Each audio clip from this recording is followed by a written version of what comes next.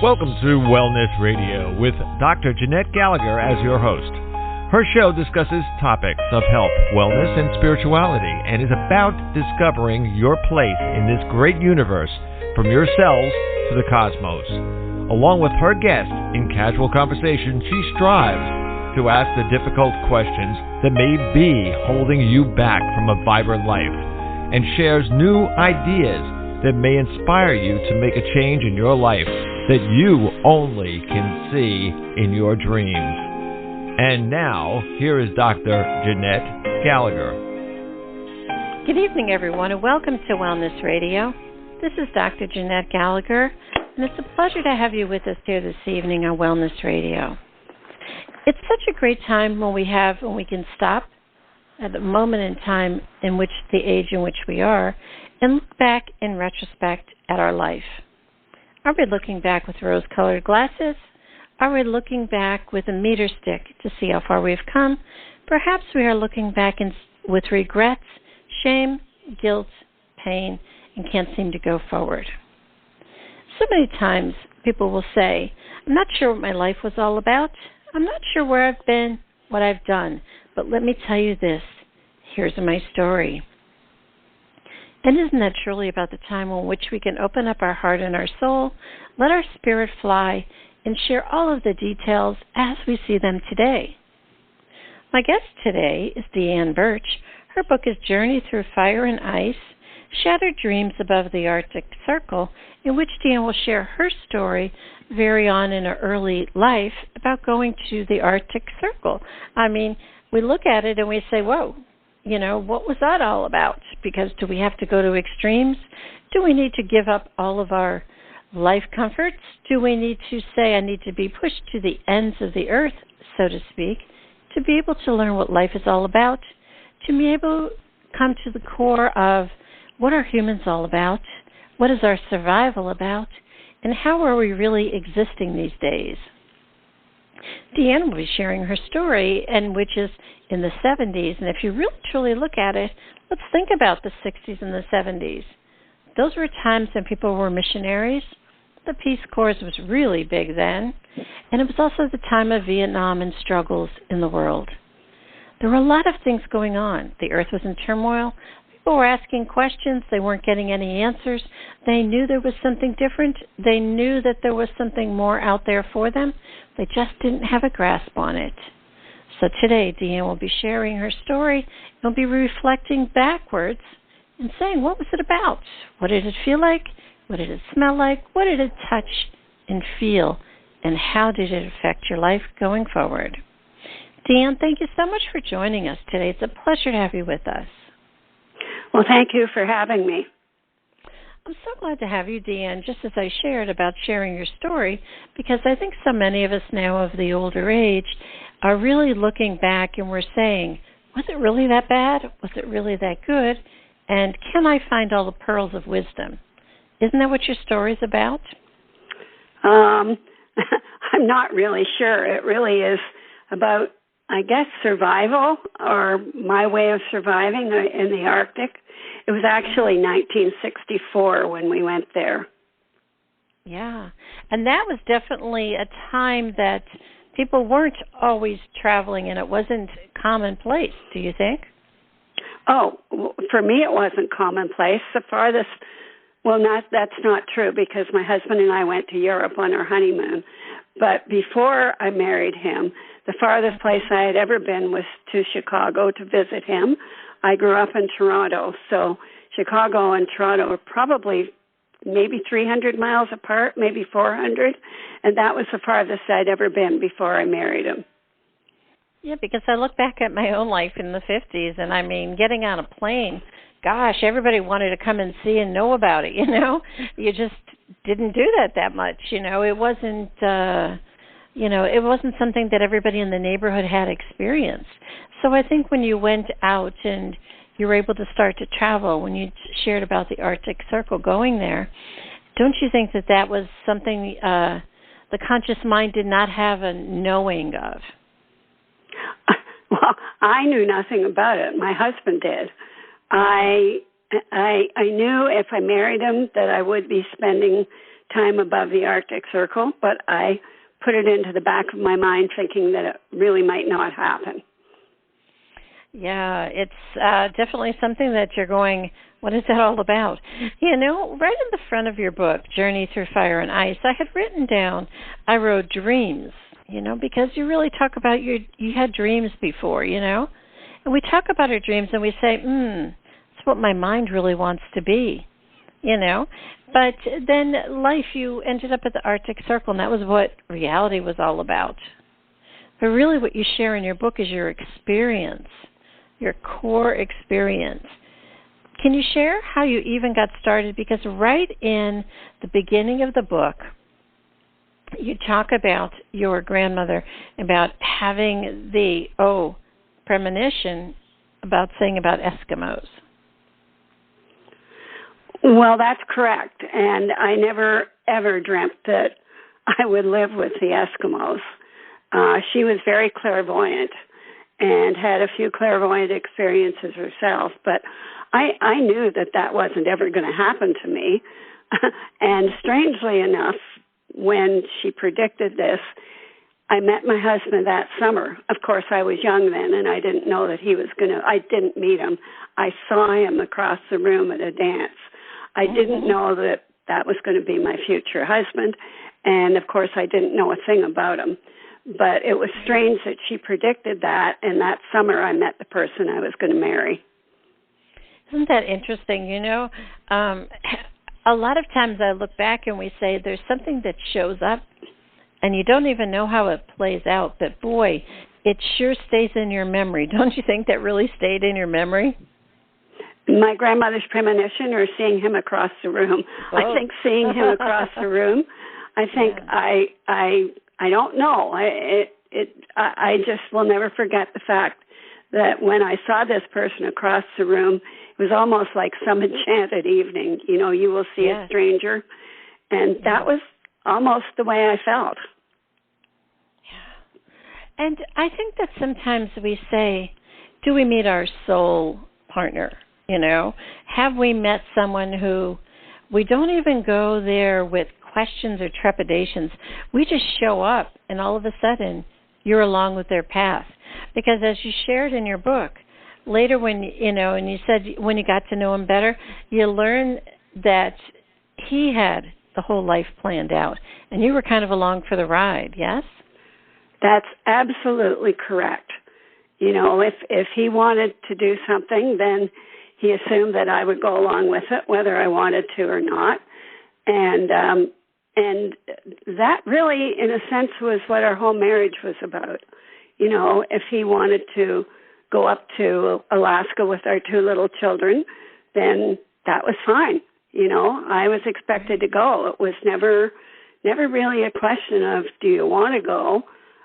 We're going. Yeah. Pretty much he was the leader. He was setting the path, and you were just walking with him. And if we look at it, you know, now in the year 2022, everybody's all about communication, and let's talk about it, and and we're going, oh, good Lord, you know. But a long time ago, it was not that way. And I think people can't even understand it when we're sharing our story, that is the way life had been at that time, because you also said in the book, you said, I had made a commitment to him to walk the path with him. And I think some people will say, but you gave up yourself. Did you ever feel like you gave up yourself?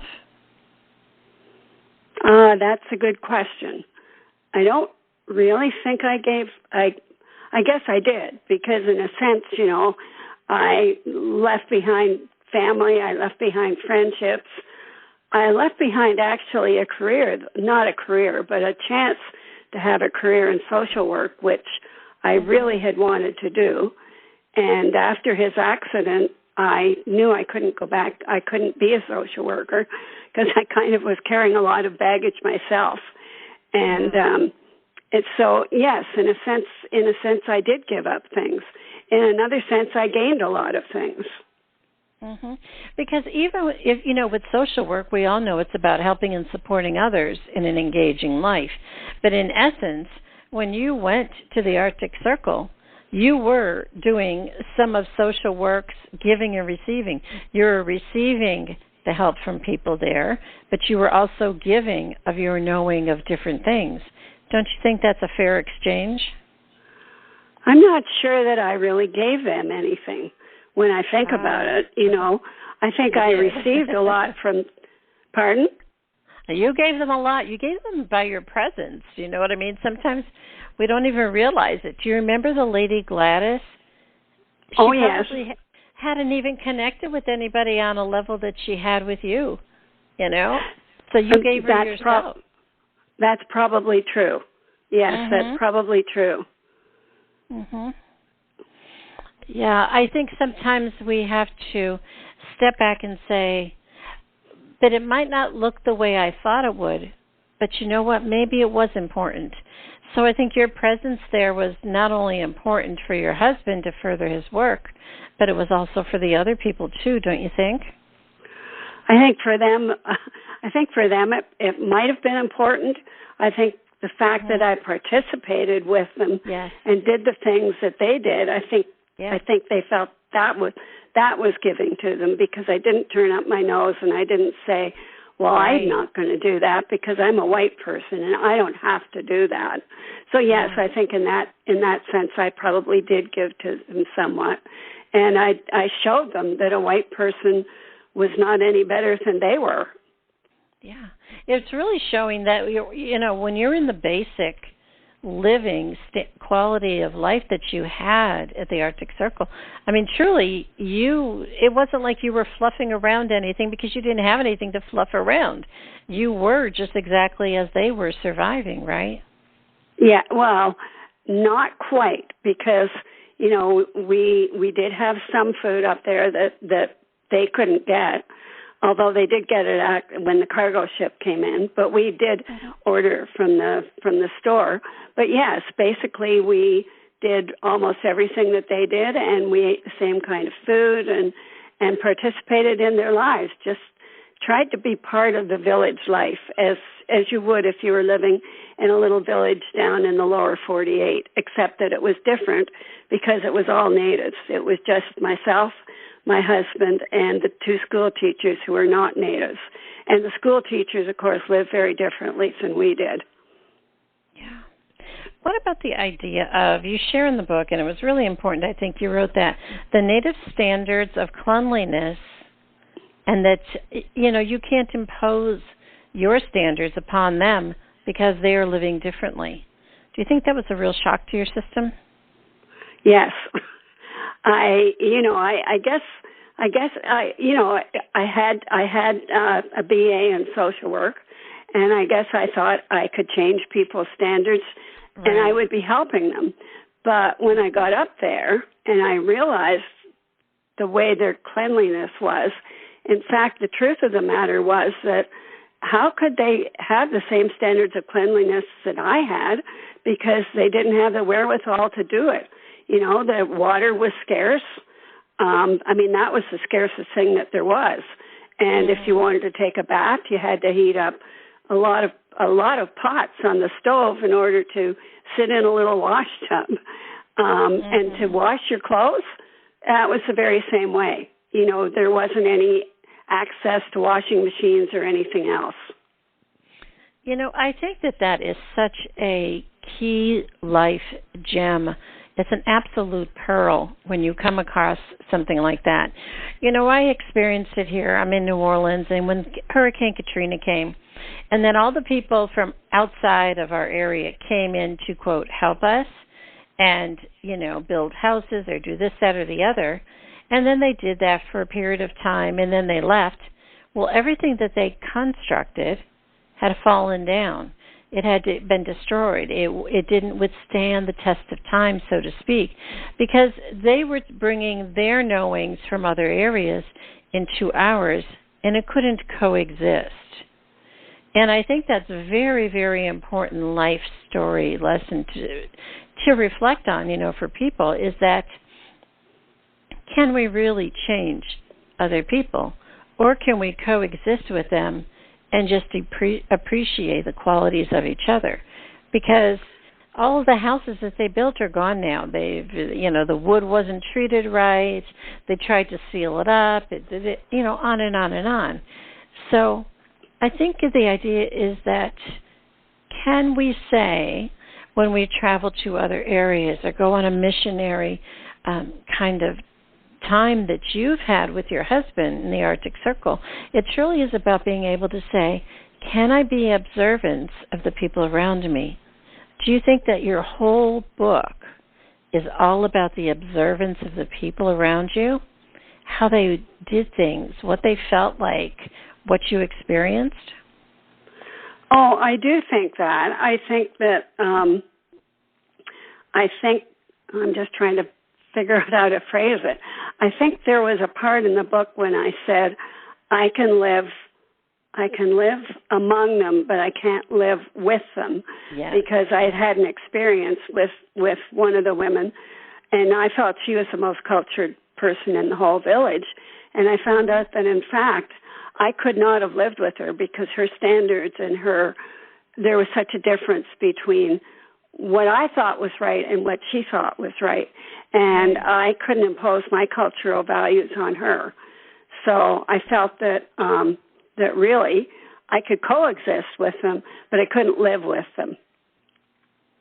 Yeah, I think that's so vitally important to understand, when we talk about humans. The year 2022, everybody's fighting against each other again. We can't even see our nose, beyond our face. We're so good at striking out against people. Do you think that was a lifelong, innate thing that your husband had? He could understand that to his core? I think if you believe in past lives, I think he had been a native in a past life. I think he'd been one of the elders of the community. He actually drew pictures when he was 8 years old of what he thought the native houses looked like. So I've always felt that he was a native in a previous life. Isn't that really cool? I think that's so interesting, We think of that all the time, and it's like, why are you drawn to somewhere? Why do you feel as if all holds barred, you're going there and that's what it is, and you get planted there? I mean, because when you talk about it in the book, with the water and the seals and learning all of this stuff and how cold it was and how dark it was, that's a very shock to a human, how we're brought up in the lower 48 states. So in essence, he didn't even think twice about it. He just knew it was going to be okay. How did you get on that bandwagon of trusting that? I did. But I think when we went up there, I think he thought that he could live the lifestyle he lived as a bachelor. I think he almost forgot that he had a wife along with him. Uh-huh. Do you think in essence maybe he just thought that it would be someone to catch him if he fell? Because if you get to the end of the book, you talk about the times that you saved each other, in the freezing cold, the one time with the incident with the tent, and then with the fire. So in essence, were you not the person who was there to be able to save him from himself? That is a very interesting question. It's something I really can't answer. I think, certainly when he was burned, I think I had a lot to do with saving him, because I think if I hadn't been around, he wouldn't have had anything to live for. I think in the fire, he really saved both of us. And I found out later that if natives get lost in the snow and don't know where they are, they bury themselves in the snow to keep warm, hoping that somebody's going to find them. Right. Yeah. And that's the time when you really want to say it's going to be okay, because all along in the book, he's always said to you, you're going to be okay, you're going to be okay. And he always had faith and trust in you. Do you think that it was you questioning yourself?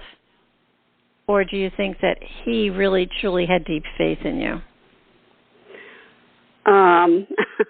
I don't know. I don't think I've ever had a lot of faith in myself. So maybe he had to tell me that I could do the kind of things that that he wanted me to do, or even the things that I wanted to do. That, so he probably did have faith in me. I don't really, I can't. It's funny, you're asking some interesting questions that I've never really even thought about. Yeah, it's almost like I find like there's a beautiful thread to the book. It's almost as if his spirit or ghost has written these questions for you, and it's almost as if I could feel it, like there's like a little dancing kind of wisping thread that's going through it. And especially, I underlined the sentence too. It says, "I'm not even sure who I am anymore." So in essence, I think that sometimes, when you get to those places, the you that you thought you were, the dreams that you thought you were going to have was all constructed outside of the mind. It was constructed with, people, places, things, and stuff. When in essence, you kind of got back to, can my heart and my soul make this? Because that's the basis of survival. So don't you think maybe, the you that you had constructed kind of went away, but you found so much more of yourself? I mean, I find you so strong through this whole book. I mean, you talk about your husband as someone who is a leader and almost a patriarch, and almost as a very just an overpowering on all the pages. But your strength of being there is just, it's almost like, when you think of your heart and your body, that's you. When you think of a nightlight that never goes out, that's you. When you think of the breath of air, I think of it as you. And Deanne, I'm sure you've never thought of that, but I just want to let you know that that's what I feel when I read your book. Wow. That's not what other women have felt when they read my book. Mm-hmm. Their comment was, I would have gone home on the first plane available. Yeah. But, you marry somebody, and especially back in the 60s, and, you expect that you're going to try to fulfill their dreams. And I think, in a lot of ways, you don't realize that you should be fulfilling your dreams as well. And I think, in a way, when I wrote this book, and it was many years later, I think in a way I was fulfilling my dream, because I always wanted to have people know what it was like up there and know what I went through. And I guess that's sort of selfish, but I had always wanted to do a memoir, and my husband didn't want me to. So I started to do it after he died. Yeah. But in essence, truly what you're saying is that you wanted to know, and other people to know, that everyone's life is valid. I mean, right there. I mean, you could have done a dissertation on that in social work, and gotten your PhD with that, because right there, that core, isn't that all what life is about? Well, yes, yeah, it is. You're right. Yeah. Yeah, I just love the book because it shows that how you weren't the leading character, however, you were the leading heart, and I truly see that, for every one person, there's always someone next to them. I sometimes think about it. That old phrase, if a tree falls in the forest, does anyone hear it idea? Yes. Mm-hmm. And who hears it? The other trees. Do you not think that there's communication in the forest? So the idea is that when one human calls out, there's always another human there, because our sound resonates to someone else's ears. Our sense, in other words, we don't stand alone. There's always another reverberation out there. So you don't feel alone. So I think that your book, Journey Through Fire and Ice, is about saying, where is that thread that I could find, that I could still keep myself surviving, keep myself fed, keep my mental health okay, even when you're in something that feels so foreign or unknown. Don't you think you lived in that land of unknown? Oh, absolutely. I mean, everything that we did, he had done before, but I knew nothing about. I had never been on a dog sled before, obviously. I'd never cut up seals. The only thing I'd ever cut up was a frog, and that was in my biology class. Yeah. And, I just wasn't prepared for these kind of things.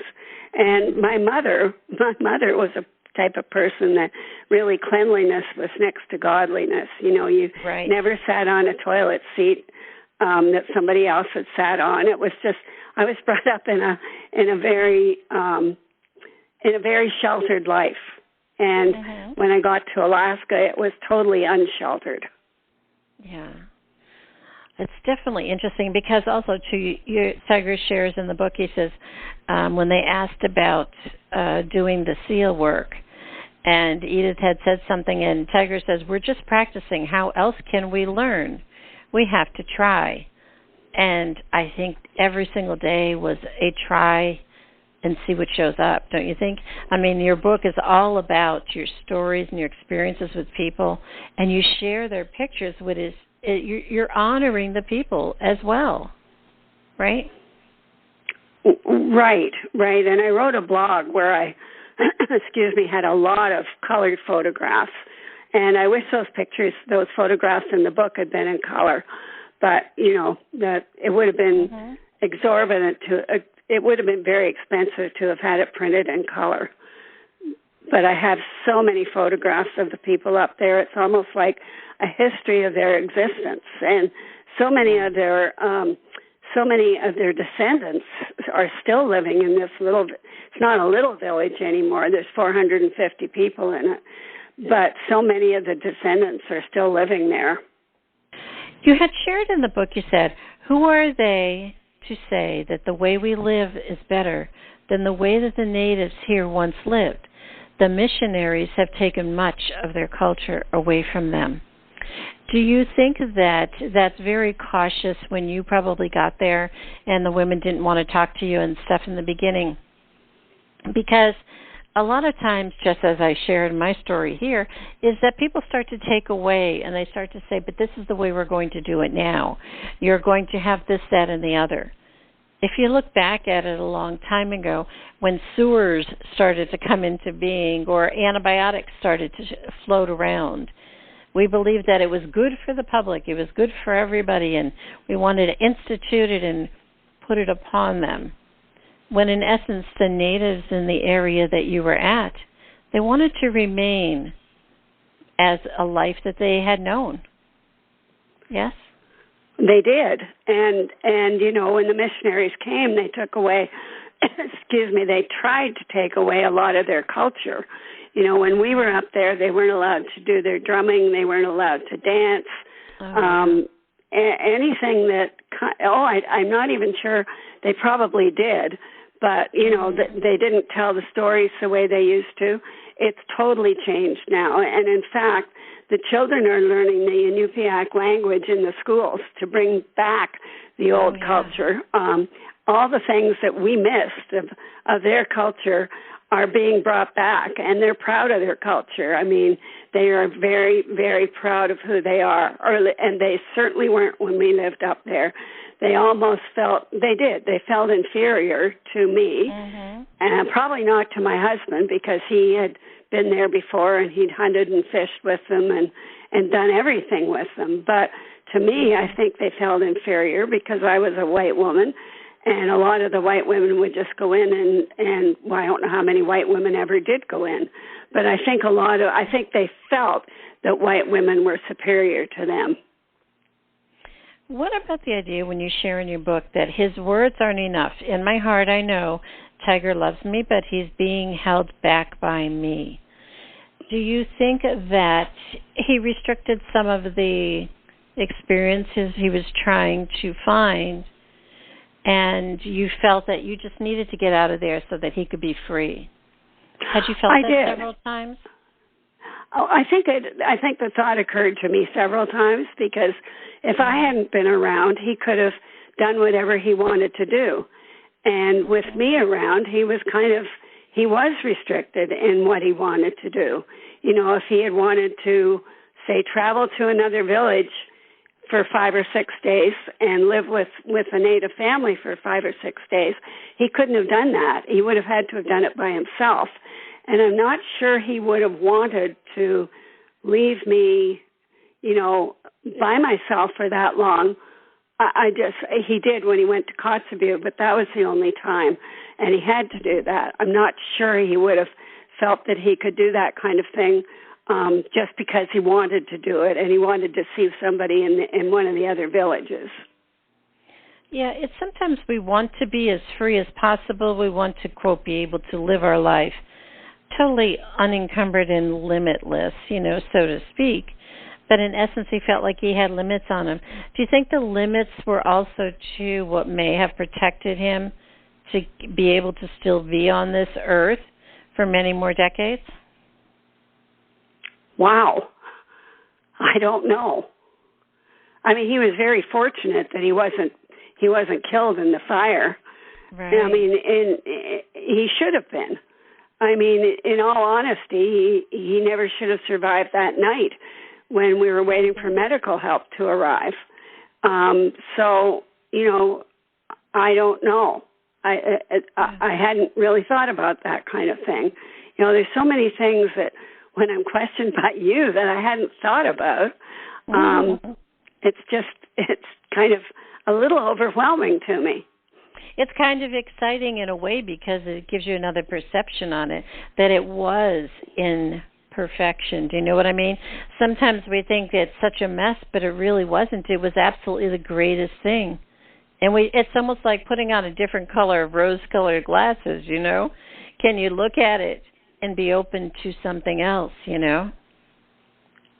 I think that's probably true.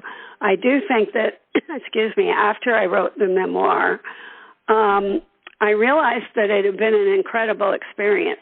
And even if I had never had it published and just, had a few copies made for my family, I would have realized what an amazing experience I had and how lucky I was to have been able to do it and how lucky I was to have been able to have married him, because if I hadn't married him, I would have led the kind of lives that all of my friends led all their lives. So I did something that was totally out of the realm that other women had never done. Yeah, I think sometimes people will say, but I need to find myself, and I need to be on a solo journey and in spite of everyone else. When in essence, you found yourself in the shadow of someone else. Do you know what I mean? In other words, he did not shut out all of the light to your flower that was growing. You were still being able to say, I can still see it. I'm good. I'm going to be there.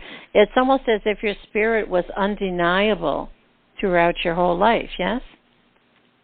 Wow. Now you've really stumped me. Here's when we say, God's got my back. I'm good. And that's it. It's just, I think sometimes we just take a step back and we say, oh, okay, all right, and just let it go, right? I think, yes, I think that's correct. Yeah. Also, too, I want to talk to Deanne. You wrote one sentence and I underlined it. Dreams are shattered. Do you think that the dreams were of something that perhaps you had a belief of? And when you felt like those stories that you had maybe created in your mind of how the world would play out, those were shattered? But was your life really shattered? I think both things. I think, I had a lot of dreams that my husband and I were going on an adventure together. And because we were on an adventure together, it was going to be a wonderful life. But in a sense, we were on parallel tracks because he was totally immersed in what was going on in the village, and I wasn't. I had one foot at home and with my family and my friends, and then one foot in the village, trying to really have both feet in the village, and it wasn't working. So I think from that point of view, my dreams were shattered. But I think, in a sense, our our dreams were shattered because we had so many plans. You know, we had planned. Right. He had planned that, you know, we would go. We would spend 2 years in the Arctic, and we only spent 1 whole year, really, when you count going back. And he also had planned that we would live in Wisconsin while he wrote his thesis for his PhD. Well, of course, that never happened because we ended up living in Harrisburg, right near his parents. And I think maybe, and I guess both of our dreams were shattered in a way, because that was what we had, that was what he had planned. And so, you know, I guess it was because he had planned that. I guess it was part of my dream too. Do you think that dreams are important, or do you think that perhaps, you know, that old phrase, make your dreams, make your plans, and God has other ones? I think that's very true. You know, I mean, you can plan for all kinds of things, and you know, God has other plans. Or, I mean, I could say, is God really creating your destiny for you? Because I felt that I had no choice in my destiny, in a sense. When he went back to the fire, that was his choice. But my choice was that he not do that, you know, and that we live kind of a normal life. Yeah. You know, we never know where we're being led. We never know where we're being guided. We just kind of sometimes have to sit back when the reins have been taken away from us, you know. And I think your reins were kind of taken away from you, but you were like, just, I'm the copilot, you know better, I'm going, let's go, you know. And I think that's it, just as you said. Was it his past life? Perhaps maybe you were there at one time in one of his past lives, you know? Or maybe one of something that you were there just to be able to say he knew he could trust or be okay in your presence. That's kind of scary for many people, because when you're out on an adventure to find yourself like he was, you know, you don't want someone who's going to be bucking up and always pushing against it, because then it truly doesn't honor either soul. So do you think maybe that year it might have been tough, but you both got something from it? I think we definitely got something from it. I think I got more from it than he did, because I realized that I was a stronger person not than he was, but I was a stronger person than I thought I was. And I realized that once I had dealt with his accident and the way it sort of changed him, that I could deal with a lot of other things that came my way in life. Yeah. I think that sometimes we say, can we go to the edge of the earth?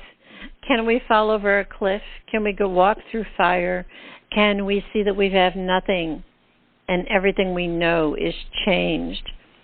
Many times people will say, but I'll never be able to come back from that, or, oh my gosh, that was the worst thing ever. And they carried that negativity. It was horrible. It was wrong. It was da-da-da-da-da. But in essence, when you wrote this story, don't you think you wrote it in the thread of, let's look at it from another side? Because definitely. That's the message. Mm-hmm. Yeah, I definitely do. I guess I really didn't think about that until you told me, but until you mentioned it. But I think that, you know, as I said, I became a stronger woman, and I knew that I couldn't live and say, well, that was the worst thing that happened to me.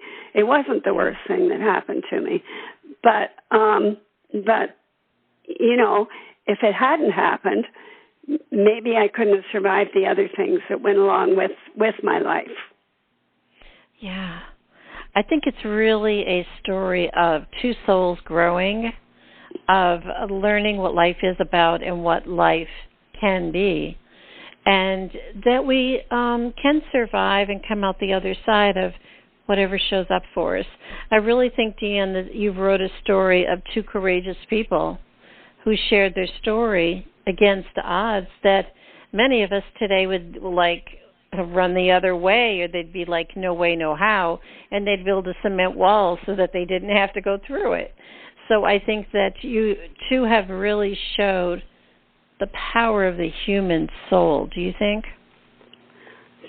Probably, but I think, I don't think he defied the odds. He would have done whatever he could to be up there, and I just had to be his soulmate or his mate to follow along with what he wanted to do.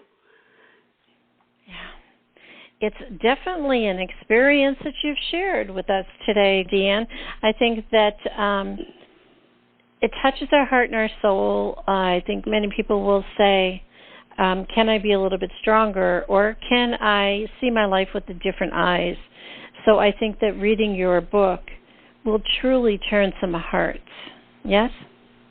Well, that would be nice. I would be happy if I helped one person realize that they're stronger than they think they are, and that they can do things that they never thought they would be able to do.